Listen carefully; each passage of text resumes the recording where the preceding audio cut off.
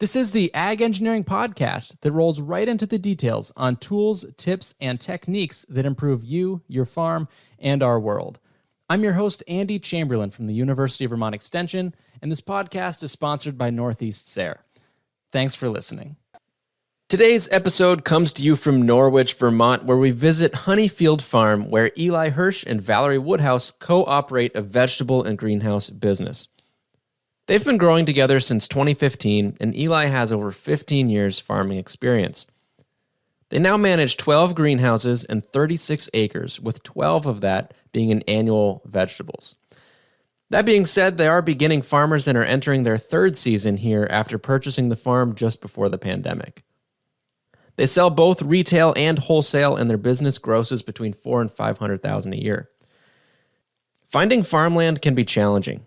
Purchasing a farm with the land and infrastructure that you want to match your business goals is challenging. Getting financing when you're relatively young with a short borrowing history can be challenging. After looking at several different properties and being turned down by the traditional financing options, Eli and Valerie were finally able to work out a deal in the Upper Valley, which is where Vermont borders New Hampshire and Interstate 89 and 91 meet. In today's episode, Eli shares how these challenges were navigated and how he was able to build his career in agriculture. And I know he's not the only one who has had a hard time getting going. I feel like there's a lot of farms like this that are going to transition in the next, 5 or 10 years where they're a really well set up operation that maybe, didn't have a lot of modernization in the last, 10 to 20 years, just as the original business maybe slowed down a little bit. Right. And so there's a lot of opportunity and a lot of upgrades, needed. There's a lot of infrastructure, but maybe not necessarily in the tip-top shape. Exactly. Yeah. So it's both, it's like a blessing and a curse. We couldn't do any of this without having 12 greenhouses already set up and ready to go, but those 12 greenhouses are really expensive to run and keep and fix. And just even little things like we have 3 greenhouses, these Harnois greenhouses with the roll-up top fence versus the newer style where it kind of is like a louver system. And out of those 3 greenhouses, we have 1 working motor, and they don't make those motors anymore. Oh, shoot. So everywhere on the farm, there's just little things like that. This property, we have a lease-to-own agreement with Dirt Capital Partners, who bought it from Killdeer Farm in 2019. And ideally, we have like 3 buyout options in year 5, 7, and 9. So we're in year 3. So we have a buyout option in 2 years, which there's pros and cons. It's what do you mean by 3 different buyout options? Just time, there's specific set purchase prices that we could buy it for at those 3 times. Does it get lesser, or you don't know? No, it gets a bit more expensive basically because it's covering more a longer term investment for them. So it'd be the cheapest way is to buy it out at year 5, but that's kind of dependent on us, having the financing to do it, which we're, hopeful for, but we'll see. But we have a line of credit from Farm Credit East, and they're kind of would like to, do the mortgage on the farm when we're ready, and if we can kind of line up our balance sheet well enough.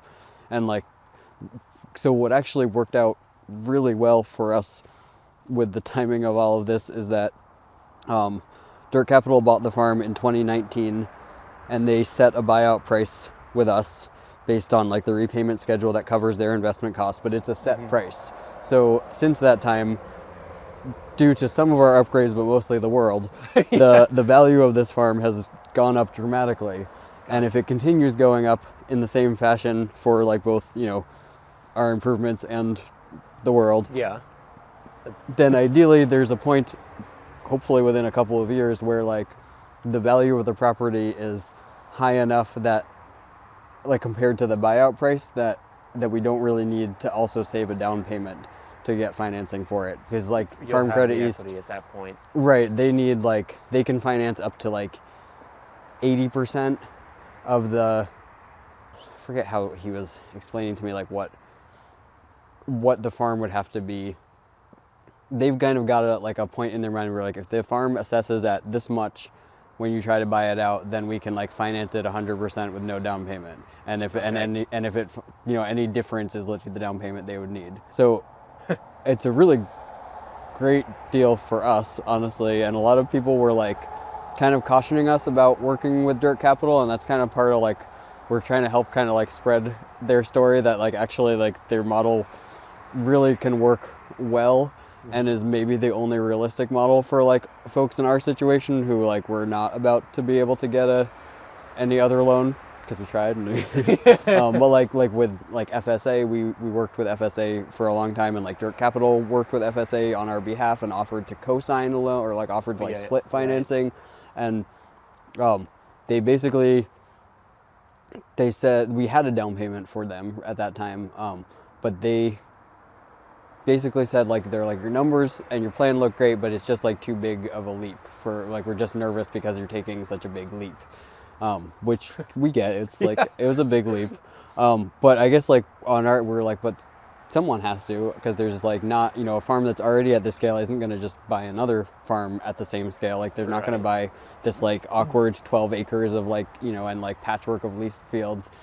So it's going to have to be someone that already doesn't have a farm but somehow has to know how to run a farm this size, like who's like leaves with a pretty small pool, or just like out of state investors that'll like buy it and turn it into I don't know like cannabis or something. Is probably what was going to happen.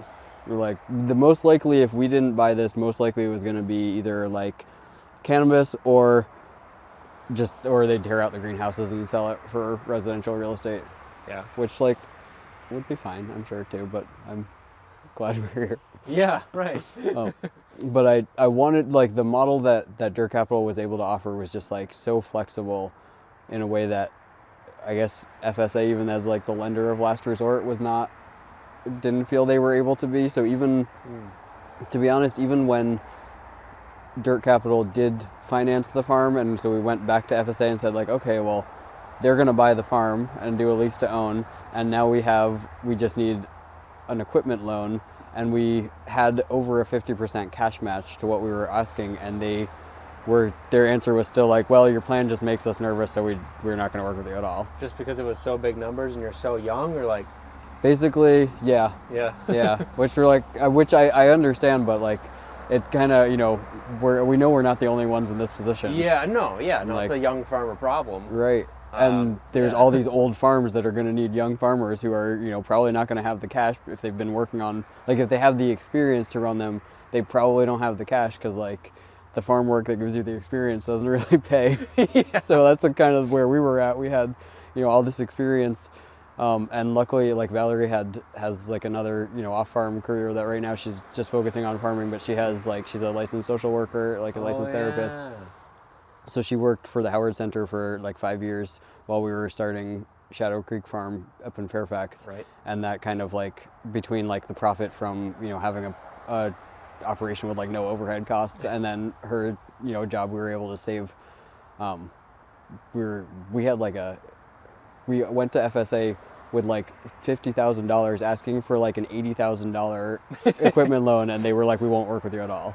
Jeez. Just because of like the scale, like the difference in scale of like, they weren't looking at our experience of like managing at like Riverberry's 50-acre scale. They were just looking at like, and realistically it makes sense, like our gross going, 2019 as Shadow Creek, our like highest gross we'd ever had was like $40,000, and we were like projecting, like $500,000 in sales within a few years. So it's a big leap. But you yourself was questioning those numbers. I was too, exactly. It's true. But Dirt Capital, like we've been working with them. Sorry about the highway noise. We had been working with them for several years. Through like the first ag loan we got was through the Carrot Project, which doesn't lend in Vermont anymore, but they used to do microloans to like new food businesses. And my lender, my like loan agent there, was Benneth Phelps, who now works with Dirt Capital Partners. And so when she moved over, she just kind of like kept in touch, and told me kind of like keep looking at land and let her know when we found stuff. So as we were looking, we looked at a lot of farms. I'm trying to think of like how many, I don't know. We looked at a lot of farms, and then by the time, like every time we'd kind of start thinking about buying one or like thinking about like trying to like, you know, make moves on one, we would talk to Benneth, and she would kind of help us like figure out kind of the financial feasibility of it and talk us through like, she would in several occasions like talk to FSA with us and tried to advocate for us, and like I said, offered split financing, and just was like such a helpful advocate for us and resource as we were like putting together budgets and stuff. And so it was really comforting kind of the whole time we were looking at farms. She would always say like, well, like we're going to hope that like you get traditional financing because it's like a better deal for you in the long run. But we already knew like that nobody was going to lend to us. So it was kind of a moot point. So it was really... You weren't holding your breath on that. Right. But like knowing that Dirt Capital was an option and having them be like, when you guys are ready, like we're here, we're ready. That was like what kind of let us like go forward and like, you know, schedule all these farm visits and stuff. And then when we were like making the arrangements here and working through the negotiations, we worked really closely with the Intervale Center, with our farm advisor there, and like that was, and like used their technical assistance. I think at that point we were like enrolled through the Farm Viability Project or program, which we're still part of. But just like all of that technical assistance, like we would never have been able to do this without it. It's a really valuable resource in Vermont. Was there cost to do all that work with Dirt Capital, or no, because they were anticipating you working through them for the whole farm? Yeah, no, I've never, like we pay them a lot now. Right. Yeah. But all that prep work, the consultation type Nope. stuff, the technical assistance stuff, you were able to do all that. Yeah, they never charged us a dime. Nice. Yeah, and so now like we pay a rent, or like we pay a lease, and we're not earning equity through the lease. So like I understand kind of the downfall of that, and like we're basically paying their financing fees, which are about 7%, and everyone's like, well, FSA is only like 2%. We're like, well, that's irrelevant if they won't lend to us. So Yep, sure. right, and so it was the only option we had, but I think especially with the timing of how it worked out that we locked into a 2019 price, I think we probably couldn't have gotten a better deal. Right. And they've been really flexible with like lowering our loan payments over the winter and then like raising them in the summer, and also like they worked into they're really, I think, have a better understanding than a lot of lenders about like these old farm transfers. That's kind of where they specialize, where it's like there's so much here, but like there's so much right away that needs to happen to get it up and running. So they built into their, like we have a lease with them, but then also they financed like a $50,000 property improvement loan that we're also like paying off on a monthly basis, that allowed us to build that farm stand addition and this cooler that I'll show you in a minute. And then they pay our property tax and property insurance, and then we pay them back for it. So like so one of the reasons that it would be great to own the farm sooner is because we don't get there's a lot of like the current use and like homestead exemptions that we don't get because we don't own the farm. So we pay a lot of property tax here. We pay like $12,000 a year for like 16 acres. Yeah, it's a lot.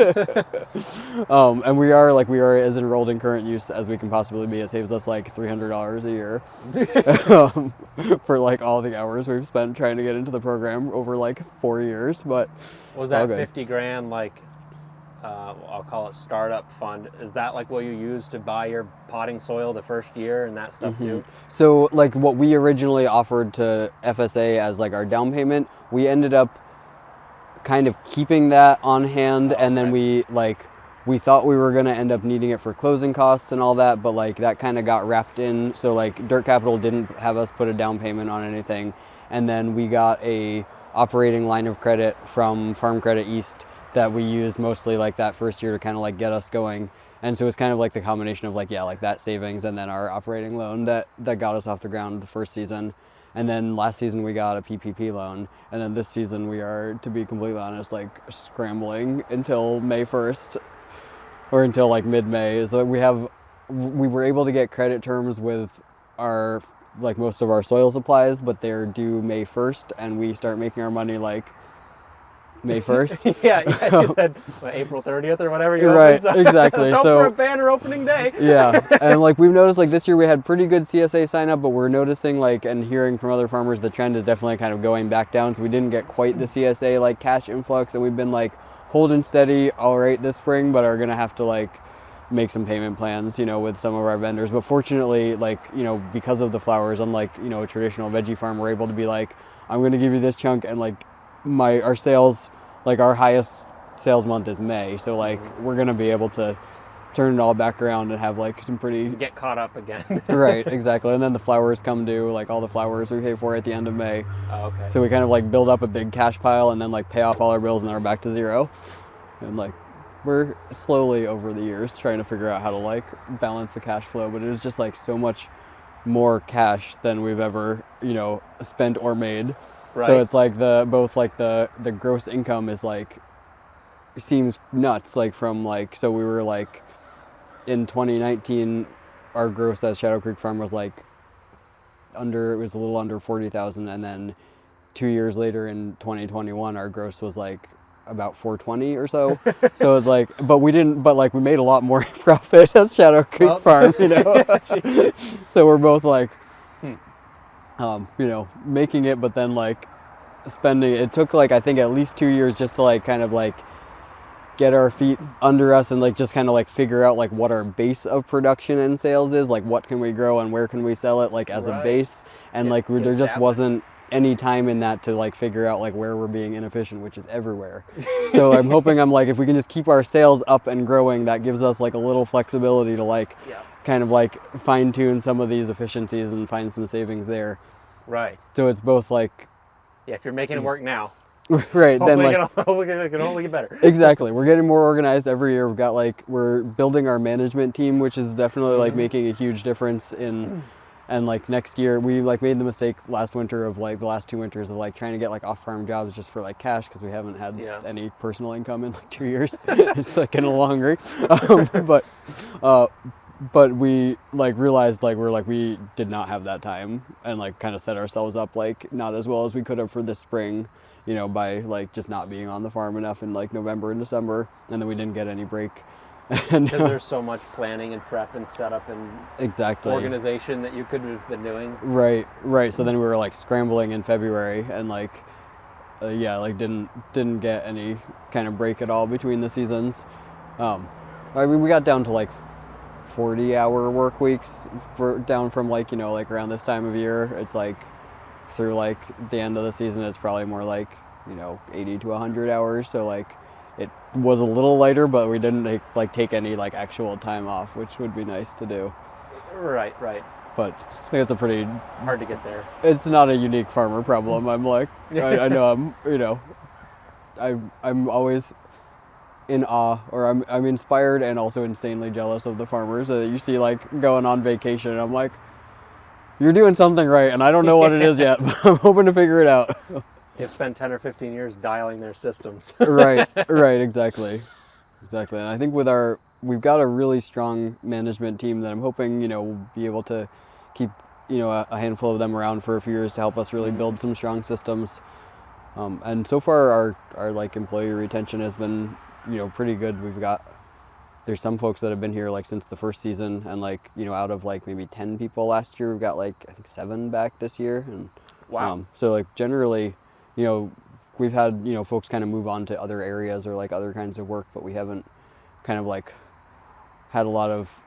we haven't seen a lot of crew like who want to keep farming, you know, leave for another farm, which I'm sure there's other farms that some of them will find are a better fit, but for now I'm like holding on as tight as we can. We try to really be, we've both worked for so many different people, like farmers and non-farmers, that, you know, and have had such mixed, you know, experiences. We definitely put a lot of effort and thought into like the crew experience and trying to make sure it's like a really good place to work, and we're being, you know, really supportive of our crew. Which then I got inspired by, I don't know if have you been up to Riverberry? I'm sure you've got it. Yeah. I don't know if you've been there at break time, but he bakes a loaf of bread every single day for his crew and makes like a pot of coffee and tea, and he brings out butter and honey and fresh bread every single day. Wow. and I don't do that, but I do. We do try to like trade for bread. So they usually do have like bread and snacks, and we trade for like jam and we like stock their staff fridge with hot sauce and stuff. We try to and we bring out coffee for break every day. But it really is the little things, like just having a cup of coffee right. can Exactly. really make the day that much better. It turns out on the farm, another little thing that is not a given is a bathroom with a toilet that flushes. So I appreciate that was already here when we got here, and a heated bathroom, which I have not had in most farms I worked at. I bought this tractor when we first got here, and it's like the most expensive thing on the farm, and I will own it in like 3 years, I think. Yahoo! But this does like basically everything on the farm. But it also, like, it runs our water wheel transplanter, but it does not have a creep gear, which means we are getting real good at transplanting very fast. It mostly means we like use it to dibble and mark the holes, and then people just toss the plants in, and then we still have to walk behind. Fill in. It's still more efficient than some systems and much less than others that I have known and loved.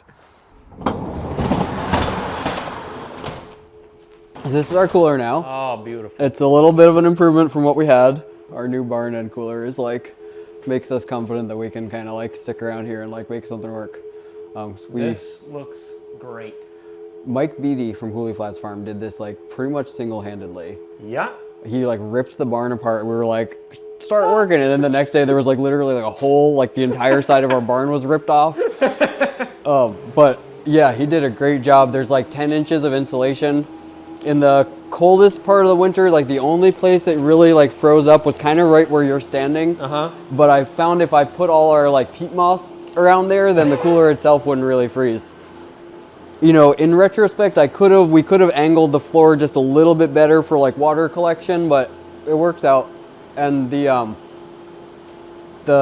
got an Energy Efficiency Vermont kind of credit to get a really efficient evaporators and condenser and compressor, and it's been surprisingly affordable to keep this cool.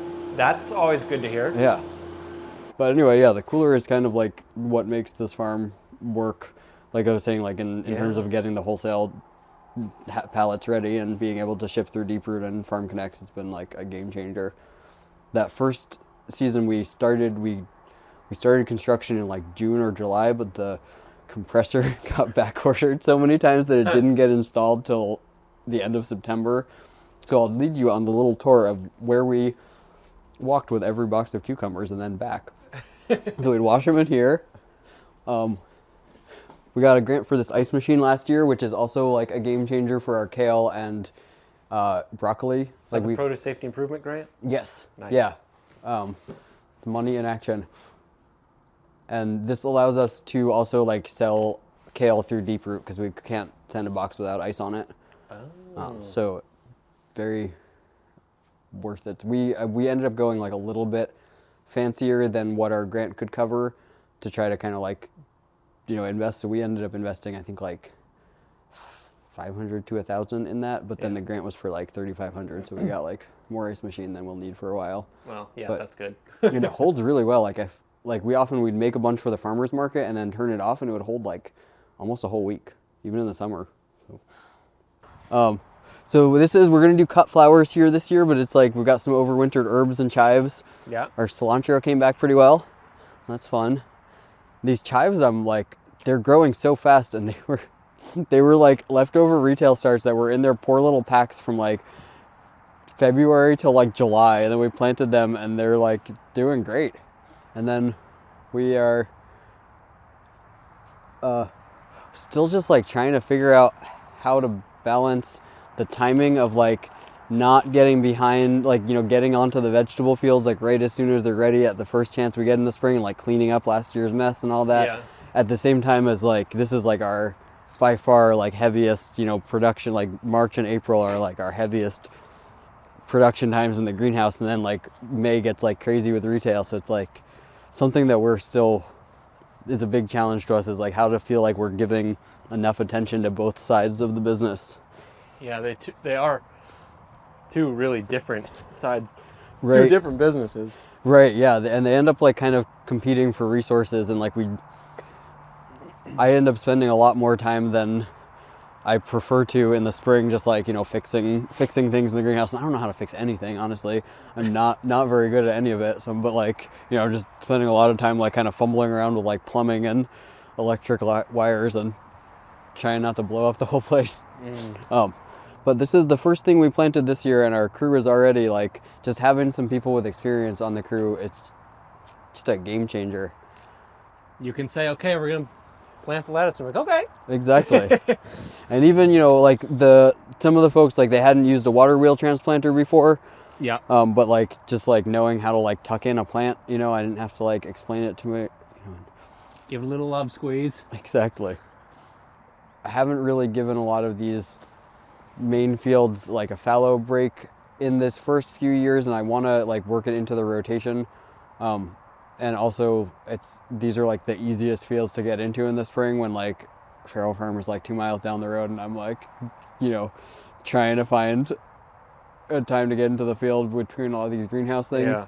So it's definitely, going forward, I'll be like trying to figure out how to do a fuller rest rotation for them. But luckily I came into this like really amazing soil that I've got a little bit of a buffer window where it's going to be like pretty happy no matter almost what I do for a few years. So I'm trying to kind of like keep to the same basic rotation and like cover cropping methods that Jake was using.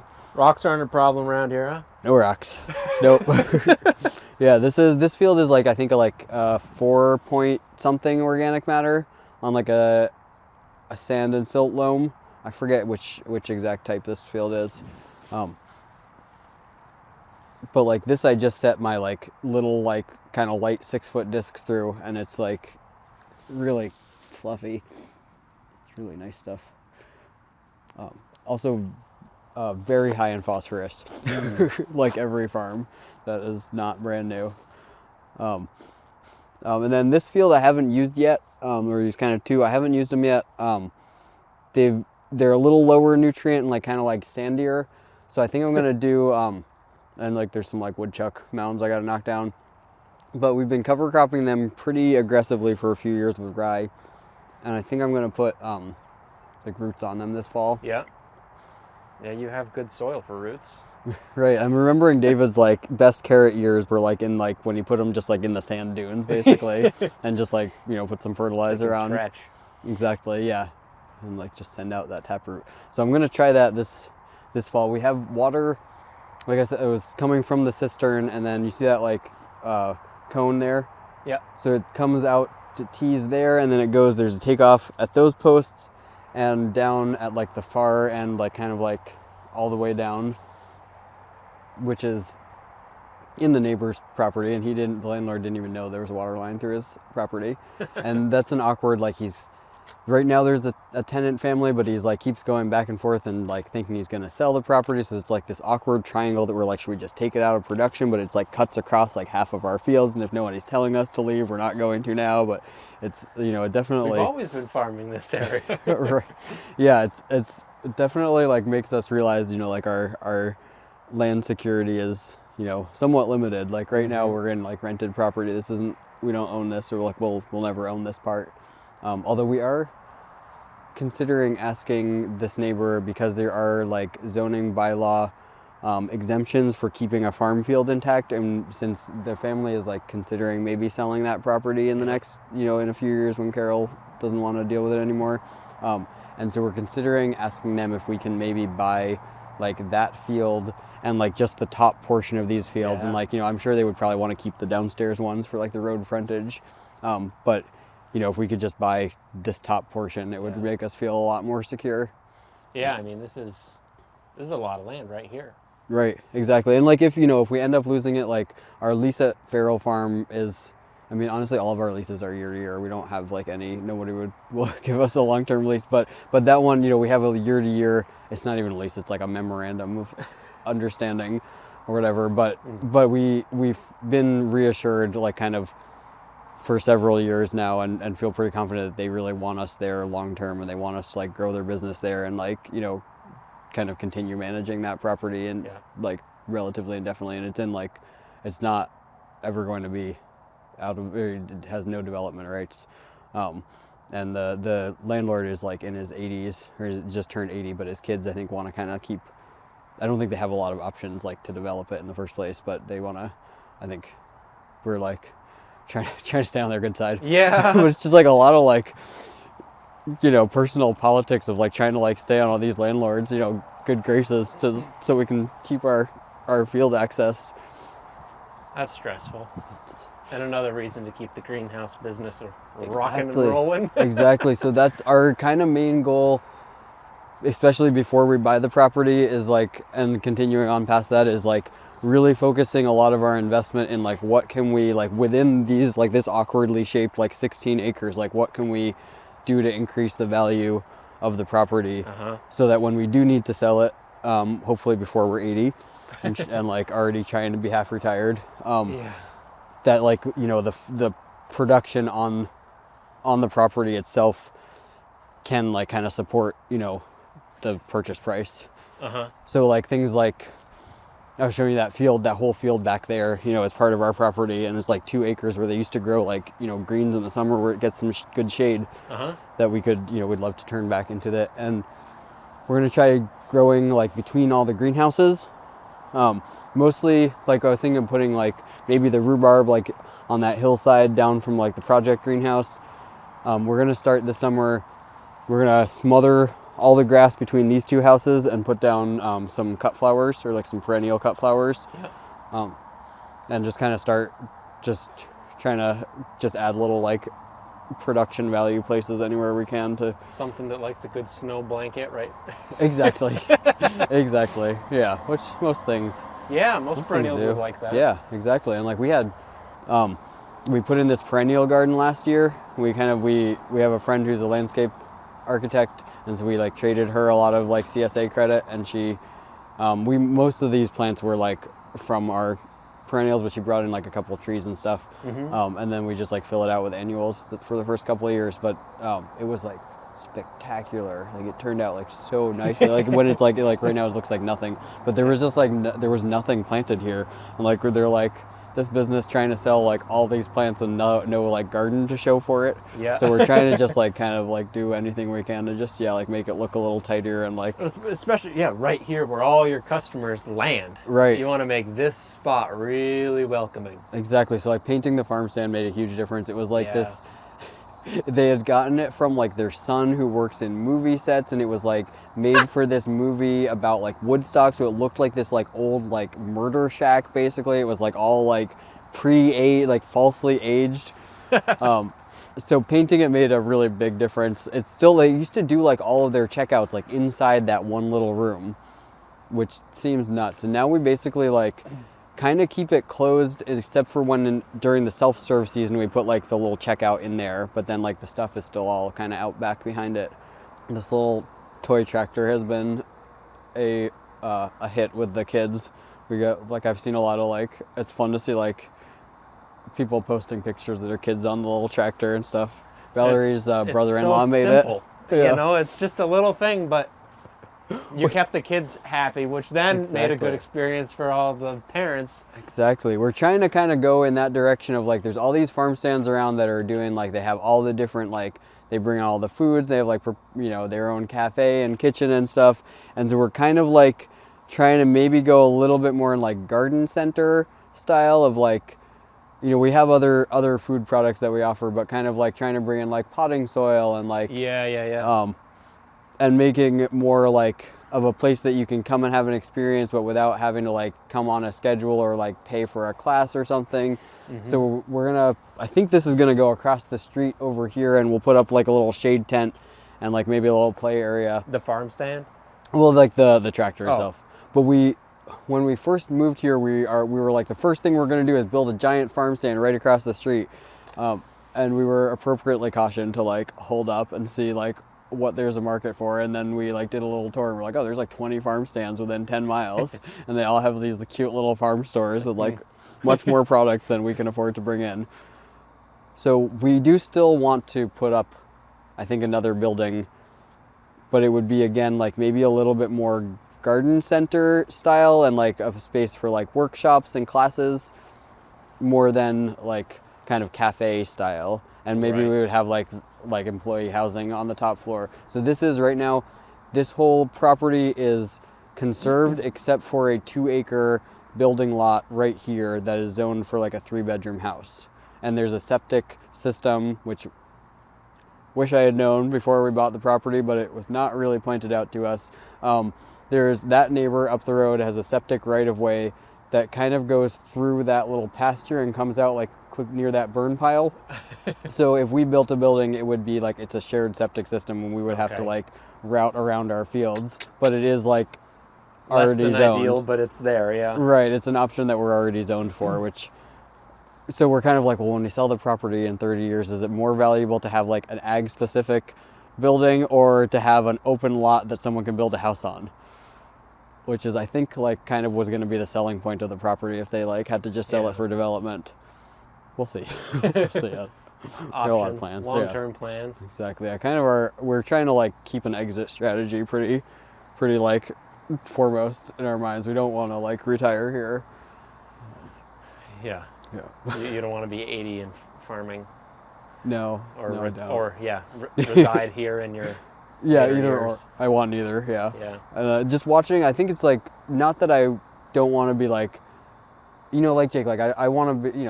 I'm sure when I'm 80, like maybe I'll still want to be like getting on a tractor, but I don't want to like. What we're trying to avoid is that like slow down period that we see farmers go through where Yeah. their businesses lose steam, and then like when they go to retire, they're trying to sell the business, but it's not like worth what they thought it was, and like Yep. we'd rather just like keep it going Ramp strong. it up and then Mm-hmm. Exactly. while it's cranking. No, that makes sense. Yeah, so our goal is like 30 years here. Yeah. We're in year 3. We Yeah. got some time. But it helps our perspective. No, and it does, especially as you're considering like your long-term investments. Mm-hmm. That changes a lot, whether you plan to be here forever or if you're planning to sell a functional, profitable business at the end of 30 years. Right. Which is definitely the goal. I think we'd be Yeah. trying to like maybe like buy, a small property like 10 years from now. Yeah. And like try to like maybe like get that more like rent it out and get that mortgage paid off, and then sell this and have this be like, then have like a house paid off and have like whatever we can get for this as our retirement. Mm-hmm. Because we're definitely not saving anything right now. We're not going to be like making any savings anytime soon. I'm really interested in like, is there a way to like do this greenhouse business without like such an overwhelming abundance of propane heaters? And I don't know, like I know some people are doing like some geothermal and some people are doing like this and that, and I'm like, is there a system that like can heat this many houses without 12 propane heaters? 24 tanks. Right, exactly. I know they made us put three tanks just on the generator. So now there's like 5 tanks right outside this house. It's like the first thing everyone sees. Yeah. I'm like, that's something we're looking for answers. And like obviously like right now we don't really have a lot of capacity to invest, but like all these heaters will break eventually. Not one of them is new. No, and definitely something to keep in mind, because you're right, most of the heaters aren't new. I don't think any of them are less than probably like 10 years old. Yeah, and they're all in close proximity to each other. Right. So if you might be able to do some other, we'll call it central system. Right. Would it just be like a biomass burner or something? I'm thinking about like the wood pellet burners that we've used like at Riverberry, where you had like one pellet burner that was just like all it was powering was like a hot water system that went underground in one house and then on the bench tops in another house. And I was like, I feel like all I ever did was like load pellets in that. Yeah. And then he still had heaters in the houses for the air. So I was like, so it just seemed, it was hard to like imagine that, on a bigger scale. If there was an easy way, we would probably, maybe we still wouldn't have figured it out because we're amateurs, but we're very interested in like finding an easier way to do any of this. But for now, we're just doing it all kind There's of a lot of clumsily. moving parts. Yeah, really are. It looks good though, from what I can see now. Appreciate you saying that. Definitely, we're like getting a little better every year. And so Well, that's the right direction then. exactly right. And I've heard that like years like 1 through often 5 are kind of a shit show. Yeah. Which has definitely been our experience, and I think especially given like kind of the size of our jump and like what all we have going on here. I'm guessing it'll probably be at least year 5 before we really feel like we've hit a stride. But like I said, even just having managers on our team this year who are like kind of coming in with a little experience and just like a lot of like enthusiasm and like focus is definitely making a big difference already. Is this the start of your 3rd season on this farm? Yes. Yes, we've been through 2 seasons and then we're going into a 3rd. And like I said, we've got, you know, the management experience at scale larger than this on the veggies. And that's where I feel like a little more confident, except that I feel confident that I know what wants to happen, but I don't always like have the ability to make it happen, which drives me a little nuts. But then on the greenhouses, like we've only ever worked for other people in like much smaller systems than this, so this is all like a steep learning curve. Yeah. And it's mostly Valerie kind of doing this, coordinating this, and she's doing, I don't know how she does it all. I don't even understand like what most of these are called. What advice would you give to somebody who was, you know, in your shoes 3 years ago? They have farm experience, they're planning to get their own. Like, where do you start to try to find a farm or try to find financing? Yeah, that's a good question. And we went like, my plan, to be honest, has been in the works for like 10 years. Yeah. Everything I did in the last like 7 years was like very intentional, including when I was like at different internships and stuff. And it's like been just the last few years that it like kind of took shape of like exactly what it would look like. But the biggest factor that made this work for us, and I guess like it depends on where you're coming from, because like what a lot of the people we were working with kind of suggested as like kind of like the standard expected way to like go about getting on property was they were like, well, you just ask your family for help with a down payment. And like we heard that so many times that it was so demoralizing, because like that's just not the family either of us have. Yeah. And like our families are, you know, they're very supportive, but that's just like not a down payment to buy a farm isn't exactly a small chunk of money. Right, exactly. And like there's just not right. It was like a really frustrating thing to just keep hearing like, well, just like get your family to help you with a down payment, when like it's just like not, you know, right, not realistic. So, but we kind of knew that like the whole time, you know, so we didn't ever plan on that. And so we were like, well, we're never going to save enough money working on farms to buy a farm. So the incubator option was like a very intentional step, that where we like were able to work at Riverberry Farm and kind of, but yeah, we did that move really intentionally. Like kind of, I was like, the only way I'm going to be able to buy a farm is if I like start a small business and use that business as leverage, instead of like, cause I'm never going to have like the cash. Right.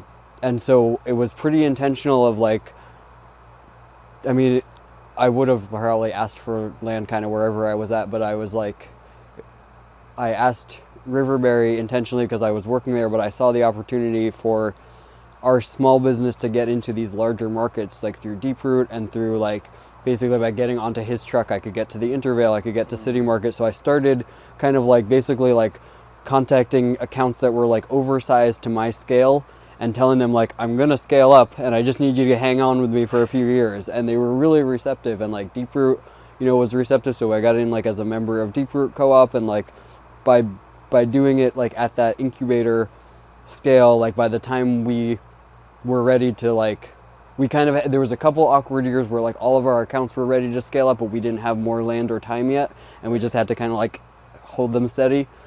But then when we kind of saw this opportunity, it was like we didn't have the cash, but we didn't have the business history like at that scale, but we had these accounts that were all like ready to buy more. Okay. And ready to like sign these letters being like, yes, I'm going to buy like $50,000 of peppers next year. Like, yes, there's like room in Deep Root Co-op for like you to expand like 5 times in the next few years. And that was like pretty much what made it possible. But then the other end was that on this farm, they ran their greenhouse operation in 2019 while they were trying to sell the farm, and if they hadn't done that, we probably wouldn't have been able to get it financed, because they needed to see that like this was also an operating, like, functioning farm. So it's like, it's got to be like, it's like the one farm we've like kind of like, we feel like when we were kind of getting Shadow Creek going, we were like, you know, kind of like had a mission, and we were like kind of like jogging towards it, and then we were like kind of like starting to like run and sprint as we like saw this farm coming up, and we kind of liken it to like, this farm was like a fast moving train that we were like running alongside of and like jumped on, and we got like a finger hold on and are just like flying along behind it and like trying to like, now maybe in year 3 we got like a couple fingers or something, like maybe like a handful of the rail. But like if this farm hadn't still been moving, right, if it had slowed down or just a little bit more, it wouldn't have been feasible. Right, because we would have still had all of the expenses, but not like that like rolling income. So it was really on both sides. Like we had to like run and like get up to like where we could be like, we're not at this scale yet, but like we have the experience of this scale and we have the account at this scale. And then this farm had to be like still up and running at that scale. So it was like both ends. Jeez. Yeah. And your business before, you were primarily wholesaling peppers, right? You focused just on that? And cucumbers. Okay. And we did like a little like green beans and stuff. We started with like salad mix, which was like a terrible idea, but we got through a year that way. I think like when we dropped the salad mix, our income like doubled in that year. But yeah, it was pretty much like we were just doing like 2 crops, but because of like who our accounts were and how big their capacity was to like absorb more sales like pretty rapidly, that was kind of like what gave us like the kind of the credentials. And then, you know, again, this farm had to be like also up and running. So it's like a tricky balance that is gonna like come into play for so many other properties. The thing that actually made it work, like all of that put together, would have gone nowhere without dirt capital also. Yeah, which is, says a lot.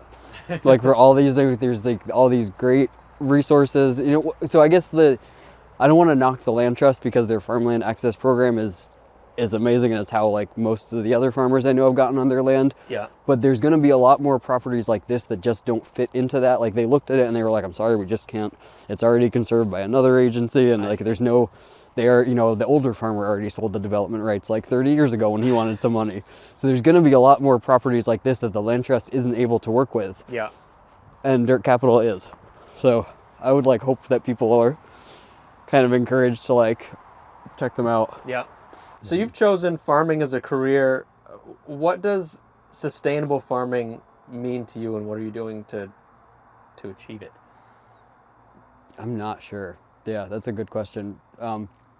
I chose farming as a career because I don't think I'm suitable for anything else. And I chose my own farm because I don't think I'm suitable to work for anyone else long term. And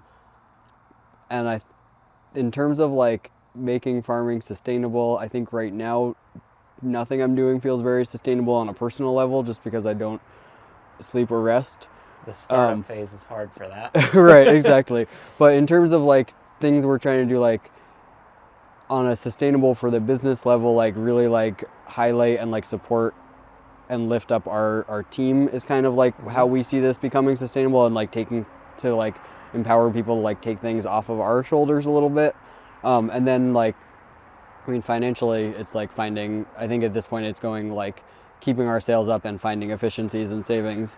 And environmentally on the veg end, you know, we lucked into this like really good soil, and we're trying to just like keep it healthy and like think about like climate resilience and you know, try to be efficient with our watering and fertilizer. But on the flower end, honestly, not really sure how sustainable of an industry it is. We are trying to go to like the, you know, the compost based mix versus, you know, the soilless, but it's still like peat and cocoa coir and like perlite, like nothing.